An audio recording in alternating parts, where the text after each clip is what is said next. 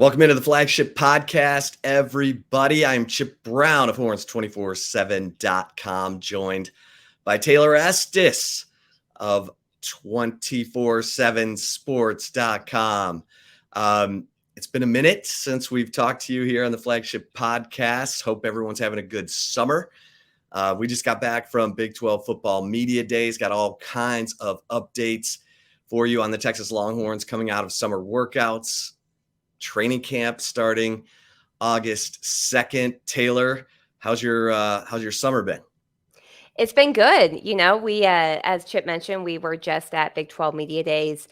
We are actually heading to SEC Media Days too coming up. I convinced Chip to come on over to the headquarters at 24/7 for SEC Media Days in Nashville. So we will be there this next week. But it's been a good summer. I think you've had more fun recently, Chip, with your vacations that you've had, which is why we have not had an episode of the Flagship Podcast for a while. I had to get out of the heat. I don't blame you. I don't blame you. Colorado, get out of the heat. But now I'm cooking like a popcorn kernel in the microwave and ready to talk some football, Taylor. So obviously it was interesting going to the last Big 12 football media days for Texas and Oklahoma, and Brett Yormark saying that the Big 12 commissioner is saying that he wants this year to be a celebration, including a celebration of Texas and Oklahoma, who founded the Big 12. Yeah. Texas athletic director DeLoss Dodds, Oklahoma athletic director Donnie Duncan formed this conference back in 1996, but and saved it in 2010 too. And saved it in 2010. That's right. And of course, this also was the first Big 12 football media days for Houston, Central Florida, BYU, and Cincinnati. And so we got to know those teams, if you will. And walking out of the Cowboys AT&T Stadium on after Wednesday, it was a little, there was a little nostalgia, but I'm ready to get on with football season. And it sounds like the Texas Longhorns are too. I mean, the thing that stood out, I think, to everyone, because I talked to other members of the media who cover other schools in the Big 12, Barry Trammell, columnist for the Oklahoman, and Gabe Eichert, former Oklahoma offensive lineman. And I think the thing that stuck out to them about Steve Sarkisian and the Texas Longhorns is they're comfortable in their own skin. Steve Sarkisian said that his team is on a mission, that he said this team is different because of the connectivity, the player leadership. He said that, he's supporting the players as opposed to leading them. The players are leading and he's lending them their support, which I thought was interesting. And we know that Steve Sarkisian is not prone to hyperbole. He's a guy who's definitely trying to establish Texas as a championship program, talking openly about his desire and his feeling that this Texas team can contend and win a Big 12 championship.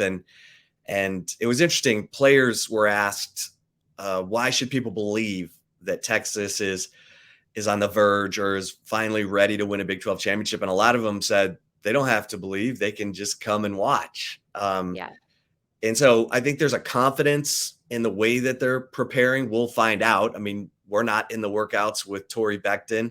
We're not at the 7-on-7 or the limited 2 hours of practice each week that the coaches and players can spend time, together. But in talking to the players, and the players always know, I feel like if you ask the players about who's standing out or a player who could surprise, they usually have a pretty good idea. So I think there's some, since Quinn Ewers was there at Big 12 football media days, he certainly seemed more confident, and he talked about everything from changing his diet to eating a ton more salmon and getting rid of the processed and junk food. He said it not only made him feel better physically, but mentally, that his head is clearer. by cleaning up his diet. And I thought Jordan Whittington, in talking about Quinn Ewers, both he and Xavier Worthy were asked what is the biggest jump that Quinn Ewers has made. They both said leadership, nothing to do with on the field stuff, but leadership. And Jordan Whittington said about a month ago that Quinn was talking to the team. Some other players started talking while he was talking. And he said, please don't talk while I'm talking. And that it kind of shut down that little exchange that was going on. And Jordan Whittington said, that's when I knew he's become the leader, the head of the snake, as Xavier Worthy called him. So we'll see, obviously, what Quinn Ewers looks like on the field. But according to his teammates, he has taken over. He's talking before practice about what he wants to see from workouts. He's talking after workouts about what he saw, what they did well, what they need to do better. So Quinn Ewers totally outside of his comfort zone and apparently a lot more confident than where he was a year ago. Yeah, and that's like honestly, when you go outside your comfort zone, you want it to come off naturally. And if a guy like Jordan Whittington, who's been around the program for so many years, feels like there's a shift there, that should not be something that should be overlooked, honestly. I think everyone's known that Quinn Ewers' ceiling from an athletic, a talent perspective is high. I mean, we work in this industry, Chip. We've worked in this industry, the recruiting rankings industry, for so many years. We know how much work goes into evaluating and actually going through the rankings process, way more than what fans ever really probably or understand, honestly, because it's, especially seeing it from behind the scenes from my position now. I mean, it's even more than what I thought at the team site, rankings wise. But like, they don't give out those perfect ratings. The one rating for a 5-star prospect, they don't do it intentionally. And Quinn Ewers was one of the few. And so, I think everyone's always known that his ceiling from a talent perspective is very, very high. However, how is his demeanor going to be? Riley Dodge, for instance, came on the Flagship Podcast back in the spring, talked about how, Quinn Ewers was, I guess it was last spring, actually, excuse me, but how Quinn Ewers, had this like cool, calm demeanor. A lot of times he had to check himself because he almost wondered if he was like being like too much, like as the head coach trying to push him to get some type of expression out of him. And hearing Jordan Whittington, like that type of guy, saying he sees a difference. The fact that that guy who's always been the cool guy, kind of like, not cool guy in like a bad way, but like cool, calm demeanor, is actually telling, like standing up and saying like, hey, I'm talking. That's a little thing, that those little type of off-season things for teams that are starting to build, that shouldn't go overlooked. And if Jordan Whittington is willing to say that like on the record and talk about that openly, then I think that actually is probably bigger than what most people may make of it. Yeah, and Jordan Whittington said it means more coming from the quarterback, especially if he's Absolutely. backing it up on the field, which Jordan Whittington said Ewers is, than if a receiver like himself, Yeah. who Steve Sarkisian has pointed to as sort of taking over the Roschon Johnson role of leadership on this team. Whittington said it means more coming from the quarterback, because that guy is the head of the snake. He's the tip of the spear. And He touches the ball every time the offense is on the field. that's right. He's got to be important in the the locker commander. room He's the too. commander in Yeah. chief. And so, Jordan Whittington said that it takes pressure off of all the other position groups when the quarterback is a guy that everyone will rally behind. Now, again, we'll see once the season starts. But again, it sounds like Quinn Ewers, and maybe some of that is feeling the presence of Malik Murphy and Arch Manning behind him. Undoubtedly Steve Sarkisian has said how important it is for the quarterback to be more outspoken. Sark talked about that after the spring. Told Quinn, okay, if this is going to be your team, you need to act like it's your team, and he's doing that. And so I think, the vibe of, chemistry among the players is a solid one. I asked Jordan Whittington what his biggest concern was at this point, and he said not having a Bluebell ice cream endorsement deal. So it just sounds like there's a lot of harmony going on. And I'll say this too, in talking to Jordan Whittington, everyone always, Longhorn Nation, college football fans want to know who the players are who could emerge for the Texas Longhorns. And Jordan Whittington pointed to Jonathan Brooks on offense. So did Xavier Worthy, by the way.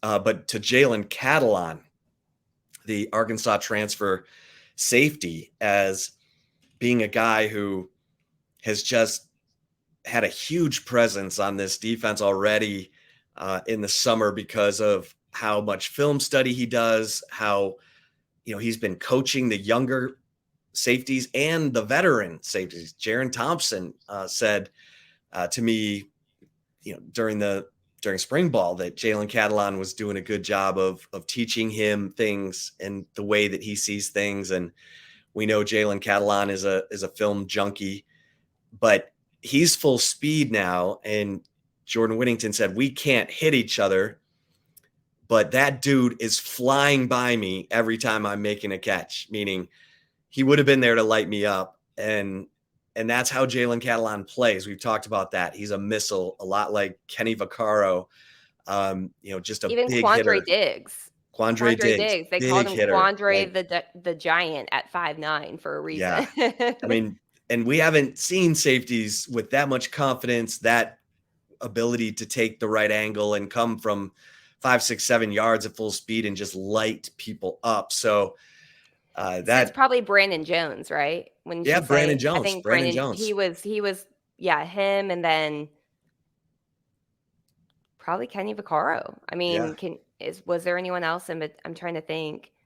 If I have to think this long in covering the Yeah, but I program, mean, you get it's the yeah. point. I mean, he's a Yeah, guy who exactly. He's a he brings different. that thunder, and Jordan Whittington said this guy is going to help us a ton. And Xavier Worthy and Jordan Whittington at the corner position talked about Terrence Brooks And and Jalen Ford too, right? and Jalen Ford too, and Xavier Worthy mentioned Malik Muhammad.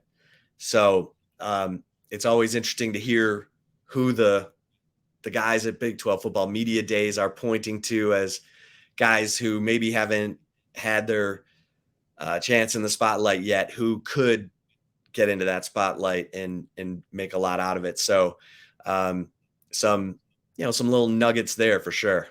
Yeah. I mean, think about last year, Chip, at Big 12 Media Days, the talk was about Jalen Ford. Jalen Ford That's had right. really not played a ton, and Jalen Ford he should have been the Big 12 Defensive Player of the Year last year, in my opinion. That we've talked about that before. We felt like he got snubbed, but he is the Big 12 preseason Defensive Player of the Year this year.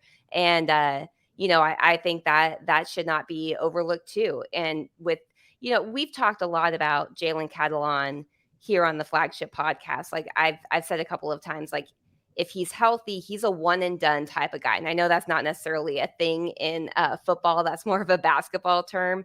But with the transfer portal era of college football, that means that he's a guy that probably one healthy season, he's probably going to be a first, second, or third round draft pick. He was a freshman All-American in the SEC when he was at Arkansas. It was a huge get by Texas. The question has been with him is his health.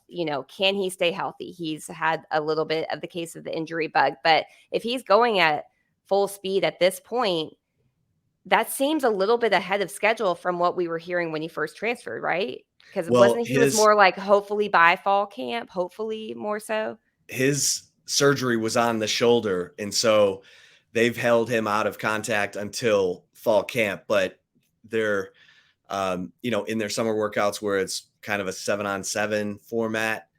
Yeah. But if he's going full speed, that's Right. that shows to me he's maybe ahead of, or at least on schedule to be ready to go by fall camp. Yeah. Hopefully. Yeah. No, that's good news. That's big news. And we cornered Steve Sarkisian about his new special assistants, and Jeff Howe and I both wrote about this coming out of Big 12 football media days, but I thought one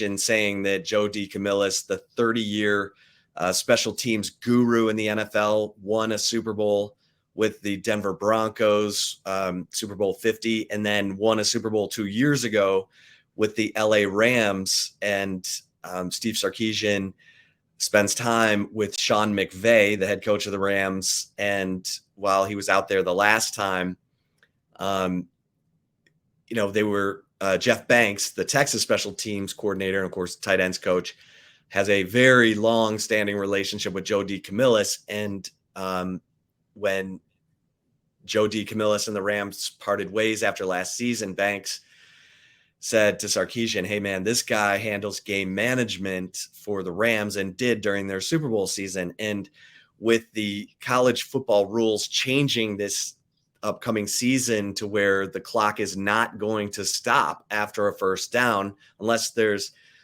2 minutes or less remaining, the clock's going to run much more like the NFL, which is going to cut back on plays, cut back on possessions.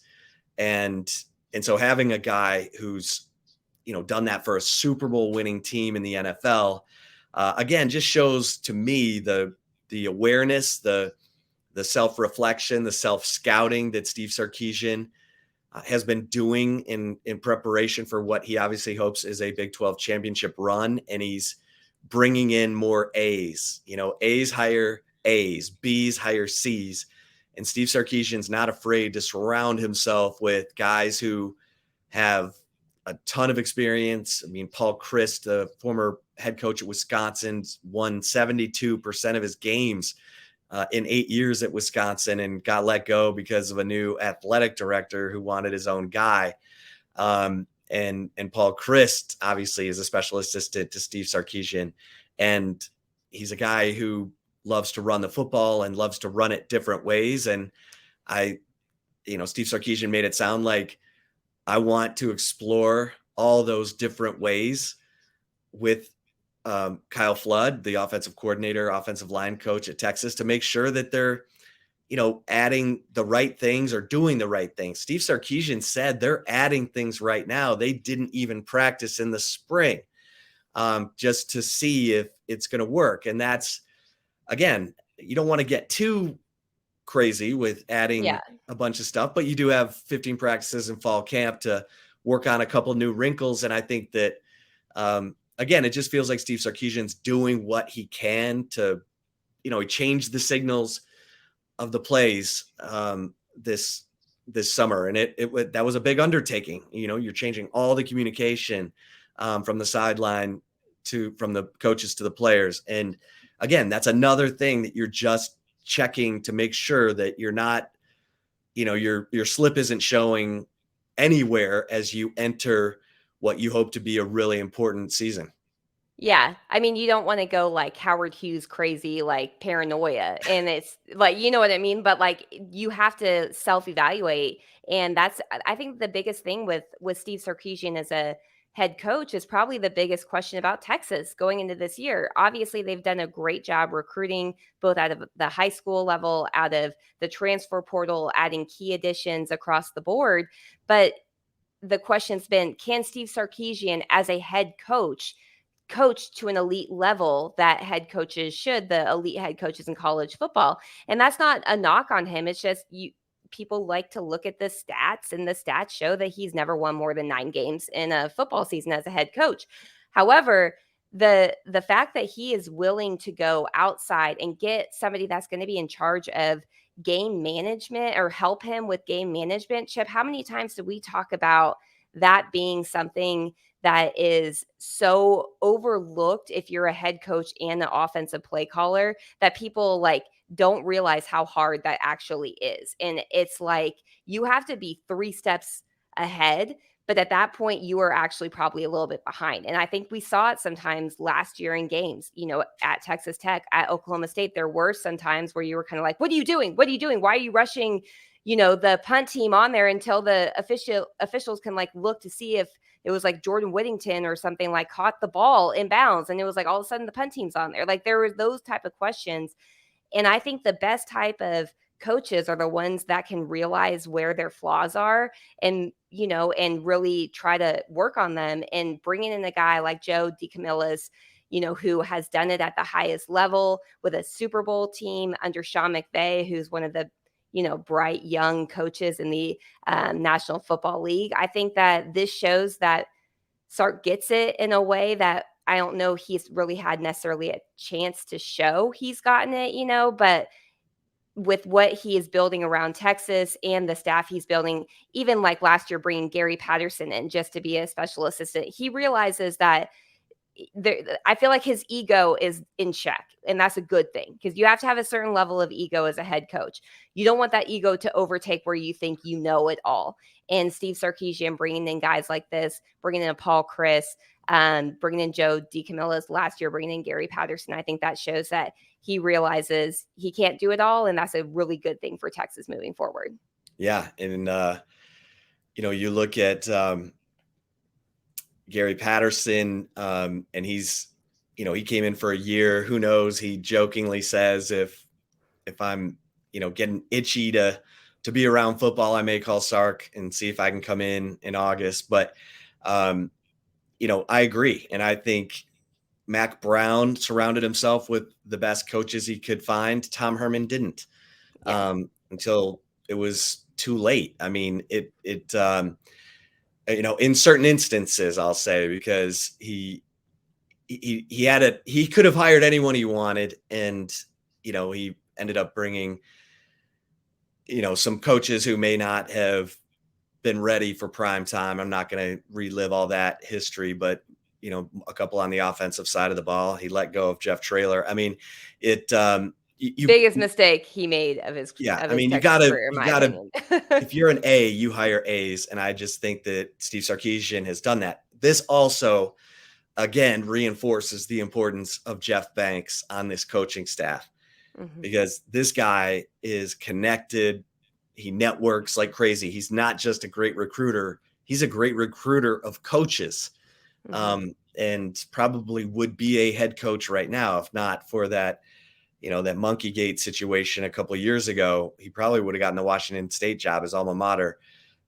So Texas, knock on wood, fortunate to have Jeff Banks, because obviously his relationship with Joe DeCamillis was a huge factor in DeCamillis deciding to take this year to observe how Jeff Banks does things, for Banks to work with DeCamillis. And then if DeCamillis wants to go back into the NFL, he does it. But I thought those were significant. And then, I think when you look at the defensive side of the football, Steve Sarkisian talking about Tavondre Sweat as a guy who maybe lacked awareness when he, first got there 3 years ago. And how hard you have to work and how much effort it takes. And Steve Sarkisian said he's seeing that now, that constant motor, that desire to win a Big 12 championship. And he has stepped up as a leader. Jalen Ford obviously was at Big 12 football media days, and his teammates all totally respect him because he put it in the books last year, led the team in tackles, 4 interceptions, also led the team. But, it's interesting to hear Jalen Ford talk about the other linebacker. I mean, Texas will pretty much be in a 4-2-5, but at times they'll, be in a 4 or a 3-3-5. And Jalen Ford talked about, Mo Blackwell and David Benda, and also Steve Sarkisian. When I asked him for a surprise player in 2023, he mentioned David Benda and Barron Sorrell. So keep an eye on David Benda. He's been there the whole time. I mean, he's a senior and he's played, but he could be, getting a lot more time or splitting time with Mo Blackwell at that weak side linebacker position, and then look for Anthony Hill, the freshman, to come on and in a pass rushing situation as sort of that strong side linebacker, pass rusher. So Everyone feels good about those guys. And then, as we mentioned in the secondary, Jalen Catalon playing a key role in some of those corners that were mentioned, Terrence Brooks, Malik Muhammad, Gavin Holmes, obviously Ryan Watts. I mean, everyone has said that guy has just locked down the boundary corner position that he played last year, and everyone feels good about him as well. So there's a lot to like as far as what's going on, and obviously with fall camp starting August 2nd, we'll get to see for ourselves, and of course be able to report on what these guys finally look like in pads.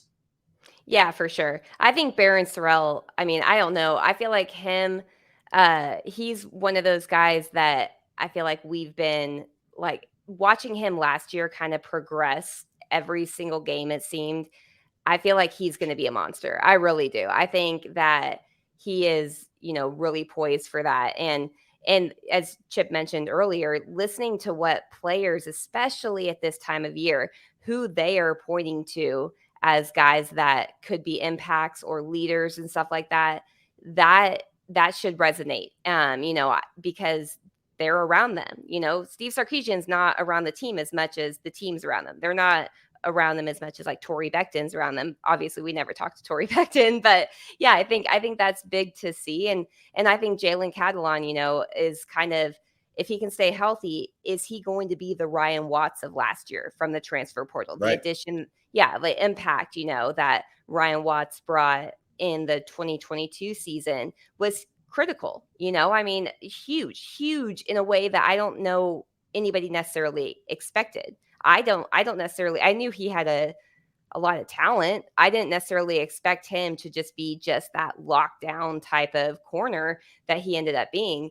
And the one I'm also curious about is Byron Murphy. I think Byron Murphy, I don't know if I'm just like as Chip is on, the Anthony Hill like bandwagon. I think that Byron Murphy might be my guy, where I'm like the leader of the Byron Murphy fan train right now, because I just think he's poised to have a monster year, like a big time monster year. I think him and Baron Sorrell could cause some disruptions this season for Texas. Yeah. Yeah. I think Byron Murphy, I mean, I think Blake Brockermeyer said, former Longhorn offensive lineman, 24/7 sports analyst, said that he thinks the defensive line will be better this year because he likes how active and how well Byron Murphy uses his hands, and just how big and strong and effective Tavondre Sweat has shown at times. So that's another one. And I should also mention Trill Carter, the Minnesota transfer, Oh yeah. who has gotten solid reviews from the players that we talked to at Big 12 football media days. He's a 6'2", 300-pound guy who can play nose or three technique, and started the last two seasons at Minnesota for a team that won 9 games each of those 2 seasons. So he knows what it's like to play winning football. And he's going to be absolutely in the rotation, the players said. I mean, that it's, obviously you've got Alfred Collins, you've got Vernon Broughton, and there's different packages for them. But all those guys are going to be involved in the rotation at that tackle position, especially early in the season when you're, what is it, 108 degrees out right now? Yes. So it feels like we're under a magnifying glass in Austin. But this, that's more good news, and again, knock wood, but the injury bug, the team is like in good shape. Everyone's back from surgery, from Connor Robertson and Cole Hudson and DJ Campbell. They all had off-season surgery, as did Jalen Gilbo. So Gilbo is back 100% ready to go, backing up Jahdae Barron at the nickel position. And all those corners, Austin Jordan, Xavion Bryce, Malik Muhammad, Gavin Holmes, they're going to be in the rotation too. And so there should be no excuse for, as hot as it's going to be in September and October in Austin, it sounds like the defensive coaches are going to be comfortable rotating some of those guys to keep guys fresh. So we'll see how that goes. But there's a lot of confidence on that defensive side of the football. Yeah, And and if someone's name is Trill Carter, that's like the best name ever. It's like he's already came in with respect with that name. So yeah, I'm yeah. excited to see him. The Cincinnati has a defensive tackle named Dante Corleone, who probably wins like because you just have an image of the Godfather, but and that guy's a player. So I don't know how good Cincinnati's going to be. I think I'm picking them to finish last, but Cincinnati's defense should be pretty good, and that Dante Corleone kid is pretty good. I know, Taylor, we got to get to love it or leave it, but special teams, Ryan Sanford, the transfer punter from Stanford, from what I'm hearing, looks comfortable and is able to boom punts, spin them. We'll see how it goes. He did well at Stanford, obviously, as a multi-year starter. So, and Bert Auburn, the man with the burnt orange hair, is everybody feels good about him. So, and I'll just say, well, you know what? I'll say it in love it or leave it. Okay, you want to go to love it or leave it? Yeah, let's get to love it or leave it. You ready? All right, yeah. Before we get there, we're going to take a really quick break, but stay tuned. We have much more Texas football talk coming up. We'll be right back. And if you're watching us on the Horns 24/7 YouTube channel, we will roll on here. All right, Chip. First, love it or leave it for you. You ready? I'm ready. All right. Love it or leave it. Steve Sarkisian telling Horns 24/7 he's going to put special assistant Joe DeCamillis in charge of game management is a big deal. I'm going to love this because there were times last year, and you pointed it out. There were times during the season last year where it felt like a wasted possession or lack of awareness for time and situation in the Texas Tech game, in even the TCU game, as well as the Oklahoma State game. And so I think this is a great move. I hope Paul Chryst will be whispering into Sark's other ear when to be patient with the run.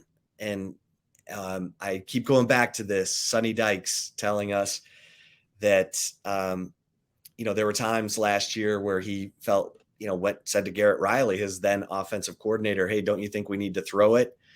And Garrett Riley said, no, we're good. And that was including the game where TCU was behind Oklahoma State 24-7 and then rallied to win it in overtime. And I think that's going to be important for Steve Sarkisian too, because I feel like he got away from the run in the Texas Tech game and the Oklahoma State game, and gave up on the run in the TCU game. I mean, so look, these are things, again, you credit Steve Sarkisian for bringing in personnel as special assistants like Paul Chryst and Joe DeCamillis. So yes, I'm going to love this. I think these are as big of hires as Sark bringing in Gary Patterson on the defensive side last year. How about you?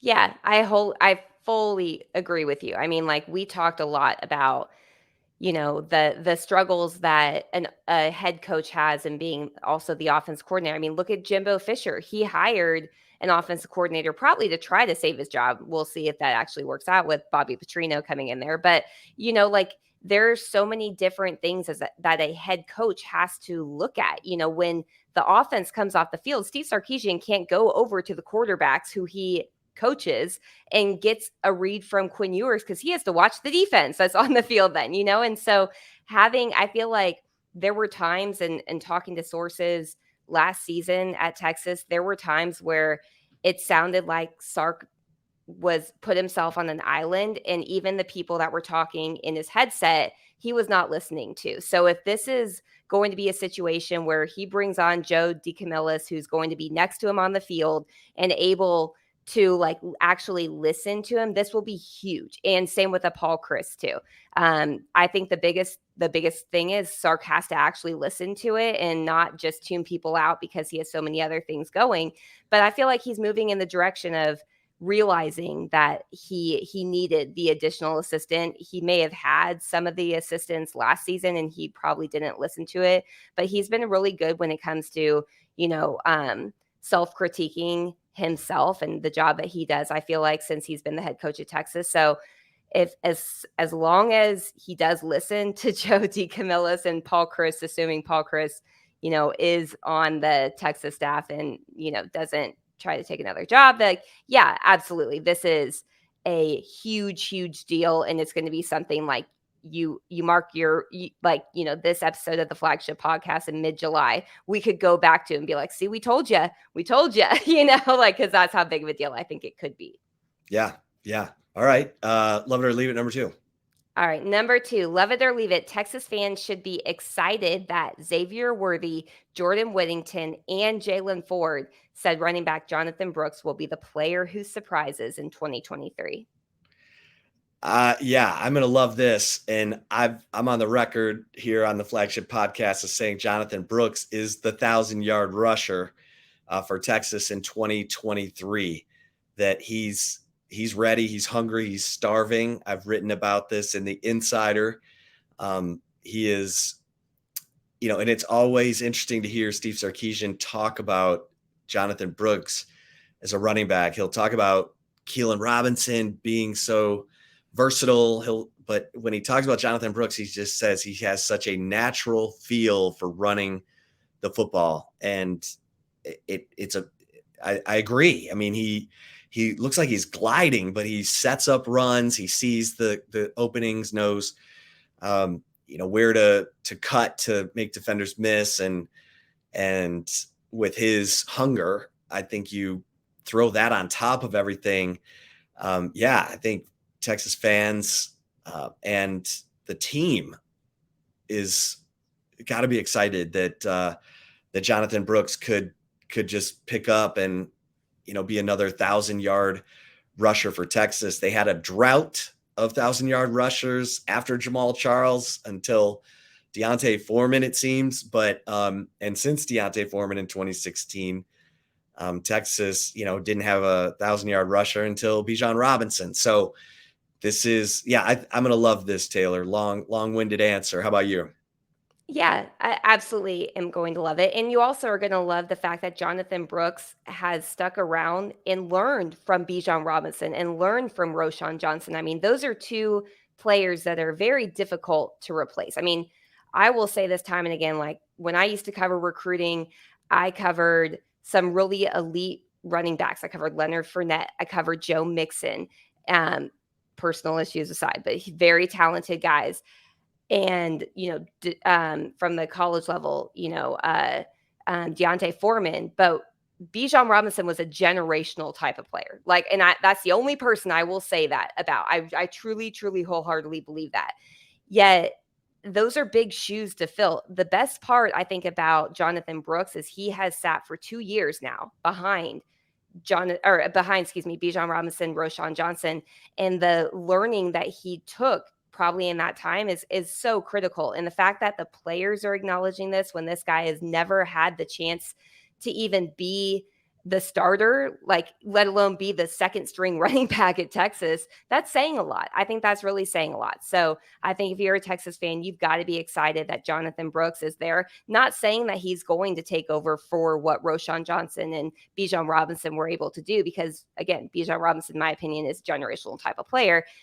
Very few people are ever going to fill his shoes. However, if you want somebody, who is going to come close and the players think it, Jonathan Brooks seems to be the guy. So, I think you and I are both on the same page with how we feel about Jonathan Brooks, kind of the unspoken, like the, guy that's just been kind of waiting there up by the wayside, like waiting for his opportunity. Now he has it. I mean, all I needed to know was he had that hernia injury all last season and refused to get surgery until the day after the Alamo Bowl because he did not want to not be there for the team. When I found that out, when I reported the news that he had the surgery the day after the Alamo Bowl, I was like, all right, I'm sold on Jonathan Brooks. Like, I'm not going to look at the stats. I'm sold on this character of a player. And I think the fact that the players are talking about him is a big deal. Yeah. Okay. All right. Love it or leave it, number 3. Final one. Excuse me. Sorry, my voice is kind of going. Love it or leave it. After Big 12 media days, you're more convinced Texas will be in the Big 12 title game this season. Yeah, I mean, I'll love this. I think Texas has the best roster in the Big 12, and I think they have the I'll just say that. I think they have the best roster in terms of talent, experience. Will Howard at Kansas State is had more years at K-State and being in that system. And you could say Dylan Gabriel at Oklahoma at quarterback has, with all of his time at Central Florida. But I think we saw from Quinn Ewers in the Alabama game and in the Oklahoma game what his upside is. We certainly saw the floor against Oklahoma State and TCU, but the freshman, basically, right, the freshman floor, out, yeah. the ups and downs, the growing pains, whatever. But receivers, offensive line, just take it all in, the defensive side of the football. Again, especially if a guy like Jalen Catalon is back to being an all SEC type performer, then I think Texas has the best roster in the Big 12 and absolutely should be in the Big 12 title game and probably should win it. Now, they're going to have to, depending on how it all shakes out, because they do have I don't know, how many teams do they have this year? What, the Big 12? Yeah, 14? 14. Mm-hmm, 14. So, there's a chance you won't have a rematch for the Big 12 title game, but there's a chance you will. Which is probably a good thing. Rematches usually don't end up well for the people that won the first bout. Yeah, I mean, TCU beat K-State during the regular season, and K-State beat TCU for the Big 12 championship. So Texas beat OU in 2018. OU beat Texas in the Big 12 championship. I mean, right. Pretty much every year, it's pretty much turned out like that. Right. So it's going to be, look, I think Texas is going to have to prove it September 23rd at Baylor. I mean, Baylor had a lead on Texas in the fourth quarter last year in Austin. And that was a Baylor team that disappointed mightily, and now has should have the burning desire to bounce back. So, and we know that Texas has had road issues, all that. I mean, Texas has to play back-to-back road games in November at Iowa State, at TCU. Texas is 3-8 against TCU the last 11 years. So I'm not saying it's going to be easy. And there's probably going to be if recent history shows us, even back to Tom Herman and Charlie Strong, there always has seemed to be a hiccup early in the season that you weren't expecting, whether it was Maryland or BYU or that dated back to Mac Brown. Let's be real. Cal. Yeah. I mean, and last year, Texas Tech. So I'm not saying it's going to be easy. I'm plenty concerned if I'm Texas about, September 23rd, and obviously going to Alabama week 2, but Texas will not be favored in that game. So here's the thing. You got to win the games you're supposed to win. That's what the great coaches do. That's what Nick Saban does. It's what Kirby Smart does. It's what is what Les Miles did at LSU. He won the games he was supposed to win, and that's how you keep the fan base happy. And as long as you're doing that, and Texas is probably going to be favored in 11 games. So win the games you're supposed to win. But yeah, I'm going to love this. I think Texas will be in the Big 12 title game. I think they'll play K-State, Taylor. But yeah, I'm going to love this. How about you? Yeah, I mean, I think we've said before, Chip, if Texas is not in the Big 12 title game, I think the general consensus will be, something went wrong, or there was barring injury, right? Because I feel like fans want to overlook injuries. Some injuries can be so crucial, there's no way to overcome it, honestly. And so, this isn't the NFL where you can go try to like a free agent, coming out, or elevate somebody from a practice squad, or whatever it is. Like, it's different. There's limits that in college football you have. So barring any injury, I feel like Texas has to be in the Big 12 title game this year, because I agree with you. I think that they do have or the best probably roster in the Big 12, if not among the best in college football. And I know that probably sounds crazy, but because it's Texas, and all we know about Texas in the last 10 years is they're going to disappoint you at some point. Like, they're going to lose a game they're not supposed to lose, or they're going to win a game they're not supposed to win. But I think if you actually look from top to bottom, this is the most complete Texas roster that I've ever seen in my 12 seasons covering Texas football. Now, those 12 seasons have been great, but one of the seasons did at least end with a Sugar Bowl appearance and an upset of Georgia and a Big 12 title appearance. This roster is night and day better, in my opinion, than that 2018 Texas roster. And I feel like if Texas is not in the Big 12 title game, it's one of two reasons. It's Sark isn't over his head, which I don't think he is. I really don't. I think he is really matured as a head coach. I think he's on the right path. It's either that or just depleted with injuries.